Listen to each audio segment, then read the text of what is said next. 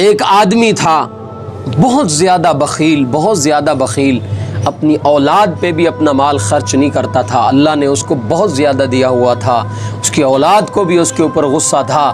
وقت تو مقرر ہے، ایک وقت آیا اس کا انتقال ہو گیا اور وہ فوت ہو گیا۔ اس کے بیٹے نے اسے کفن دفن دیا، جنازہ پڑھوایا، اور اس کے بیٹے کو غصہ تھا۔ اس کے بیٹے نے اس کا سارا مال جو اس کی باپ کی جائیداد تھا، وہ سارے کے سارے پیسے جو کچھ تھا وہ اٹھایا اور اس نے اپنے باپ کی قبر کے اندر اس کو بھی دفن کر دیا۔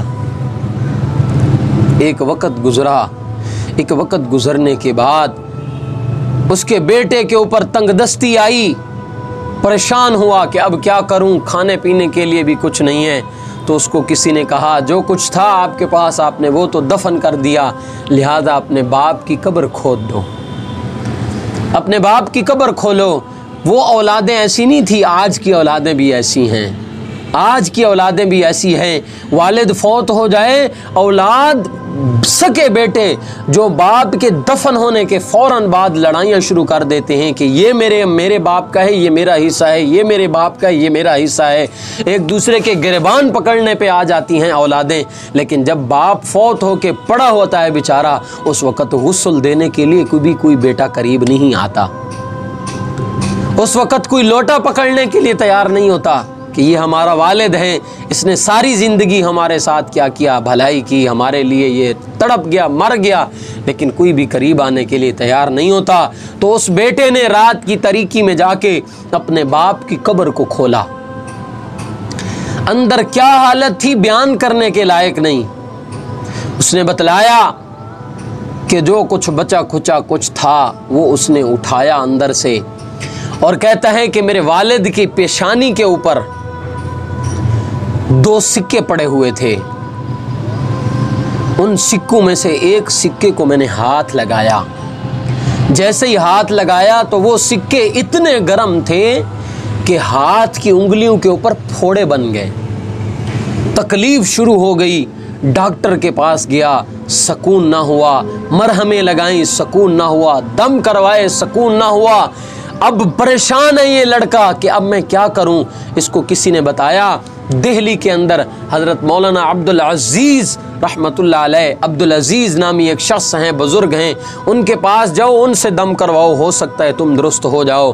یہ لڑکا چلا حضرت کے پاس، جا کے بیٹھا۔ حضرت نے فرمایا ہاں بھئی کس لیے آنا ہوا؟ اس نے کہا جی یہ ہاتھ کے اوپر آگ لگی ہے، جل گیا ہے میرا ہاتھ، اس کے اوپر کوئی دم کر دیں۔ حضرت رحمۃ اللہ علیہ نے فرمایا ٹھیک ہے، قرآن کی چند آیتیں پڑھیں، حضرت نے پھونک ماری، فرمایا ہاں بھی بتاؤ کیا ہوا، کیا آپ کو فاقہ ہوا؟ کہنے لگا نہیں فاقہ نہیں ہوا۔ حضرت رحمۃ اللہ علیہ نے دوبارہ کیا کیا، کچھ آیتیں پڑھیں اور پھر اس کے ہاتھ پر پھونک ماری اور پوچھا بتاؤ بھئی صحیح ہوئے ہو؟ اس نے کہا نہیں۔ حضرت رحمۃ اللہ علیہ نے تیسری دفعہ کچھ آیتیں پڑھ کے اس کے ہاتھ پہ دم کیا اور حضرت نے پوچھا ہاں بھی بتاؤ کیا درست ہوئے ہو، صحیح ہوئے ہو، آرام آیا؟ اس نے کہا نہیں۔ حضرت رحمۃ اللہ علیہ جلال میں آئے، فرمایا دفع ہو جاؤ یہاں سے، یہ آگ دنیا کی نہیں ہے، یہ جہنم کی آگ ہے، جو تمہیں سکون نہیں ہو رہا۔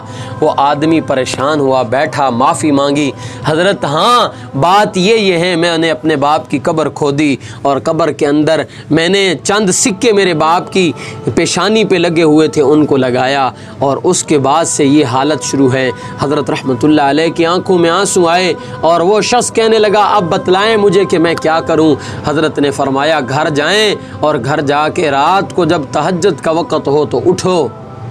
توجہ سے یہ بات سننے والی ہے، رات کو اٹھنا، تہجد کے وقت اٹھ کے 2 رکعت نماز نفل تہجد کے پڑھنا اور پڑھ کے اپنے اللہ کے سامنے دعا کرنا اور اللہ کے خوف سے، عذاب قبر سے اللہ کے سامنے رونا، اور جب تمہیں رونا آئے، تمہاری آنکھوں سے آنسو آئیں، وہ آنسو کے ٹپکے اپنے ان ہاتھ کی انگلیوں پہ لگا دینا، اللہ تمہیں شفا عطا فرما دے گا،